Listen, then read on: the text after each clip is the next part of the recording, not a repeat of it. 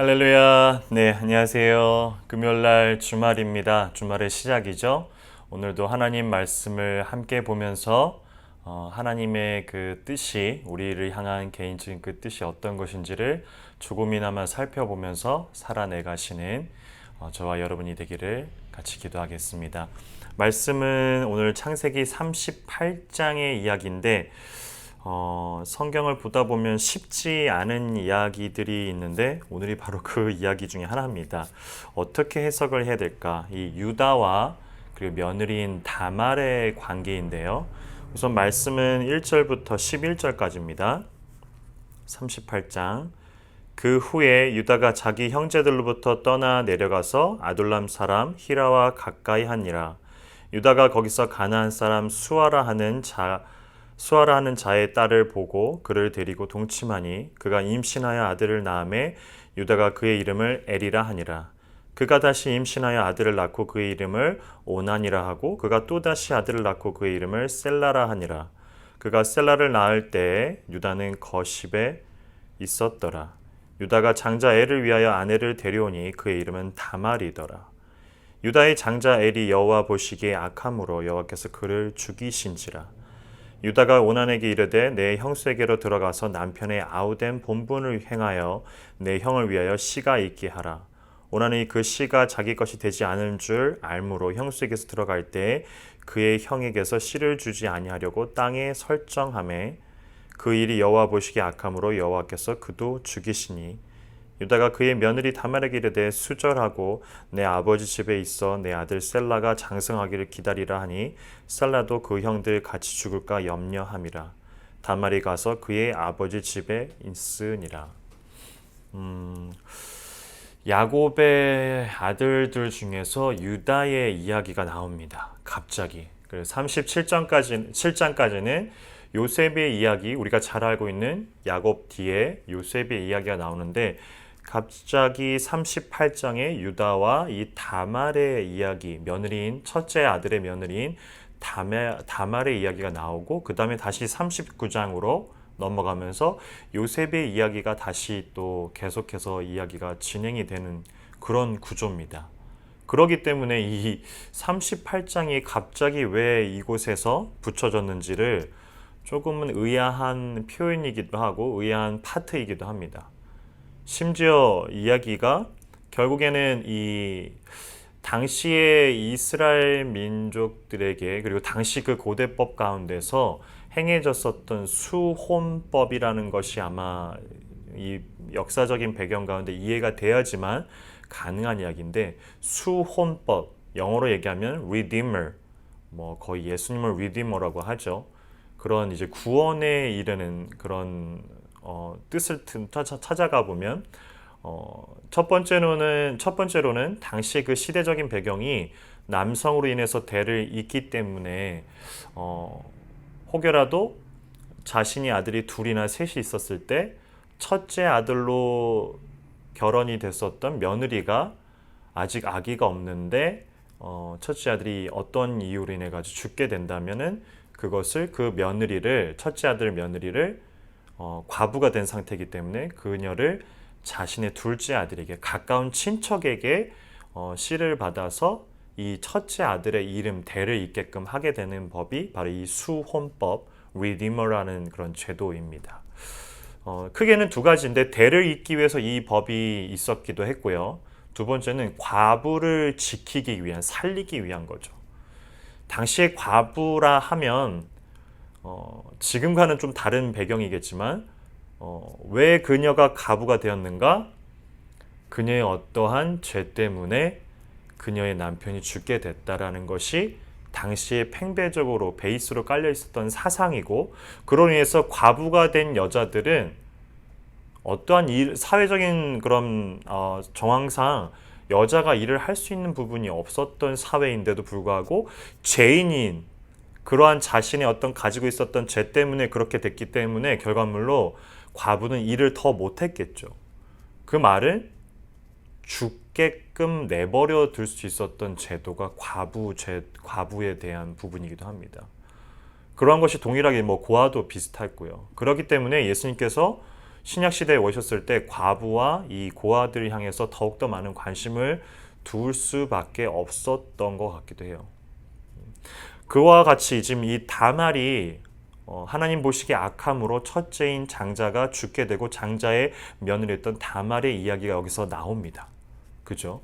그리고 이 뒷절에 보면은 결국에는 다말이 어떤 꾀를 모략을 내서 둘째 아들에게도 갔지만 둘째 아들도 자기 이름으로 대를 잇지를 않는다라는 걸 알았기 때문에 자리를 같이 하지 않았고 그로 인해서 하나님께서 결국엔 죽이십니다.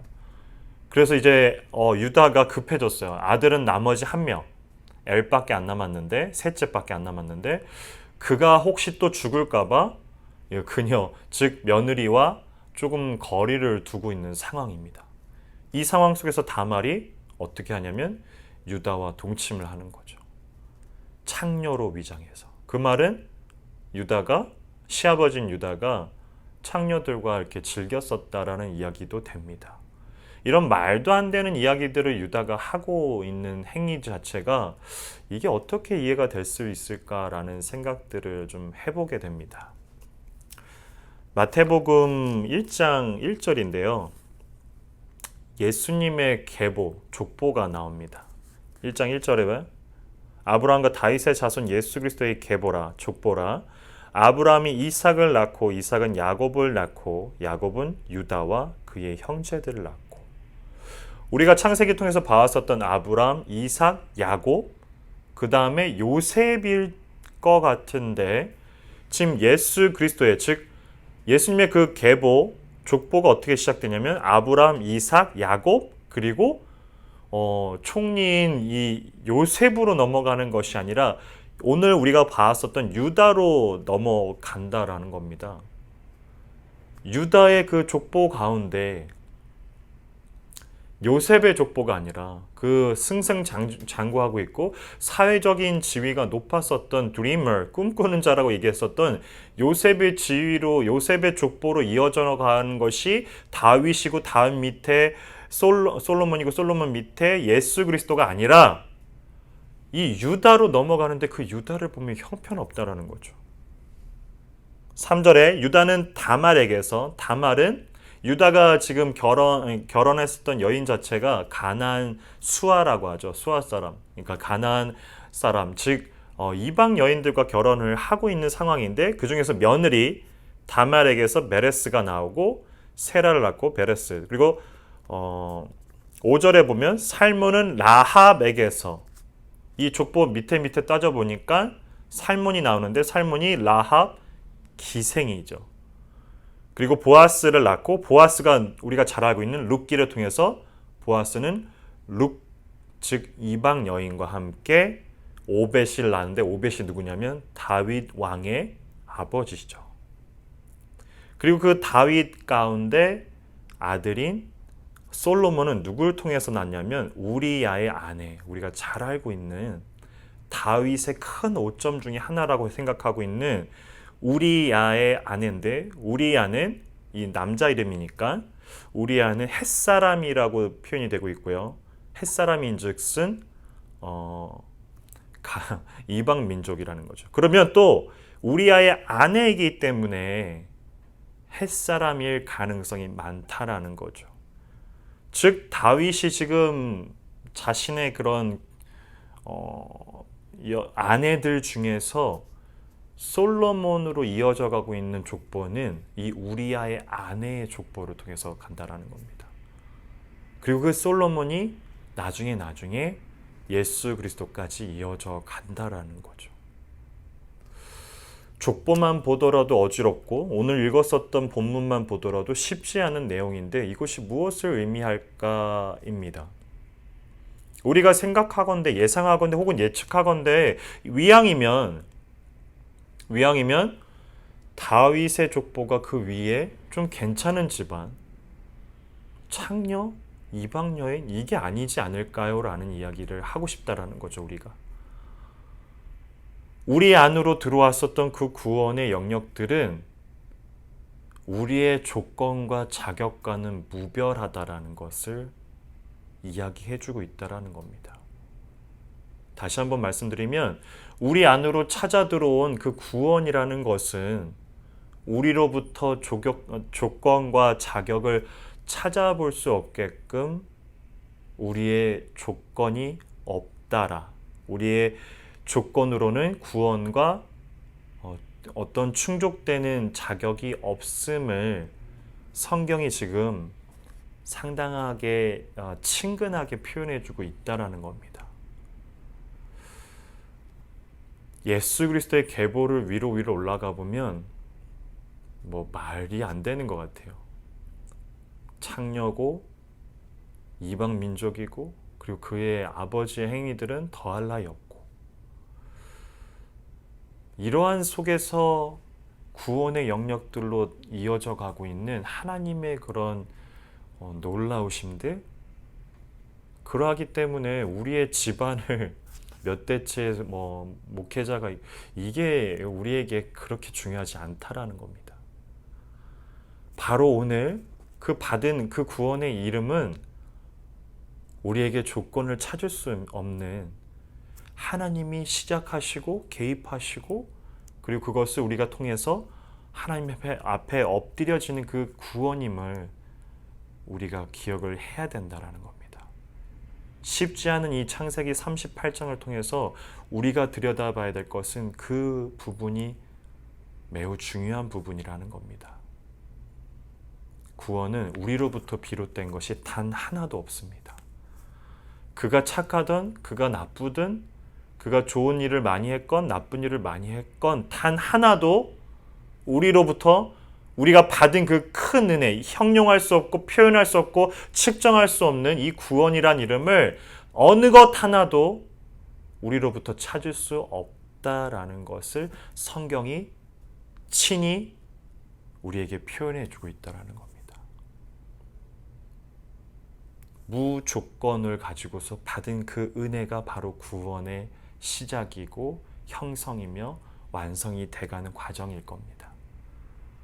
바로 그 무조건적으로 우리가 받은 구원이기 때문에 우리가 뭐라고 표현하죠? 은혜라고 표현하며 감사로 표합니다. 하나님 감사합니다.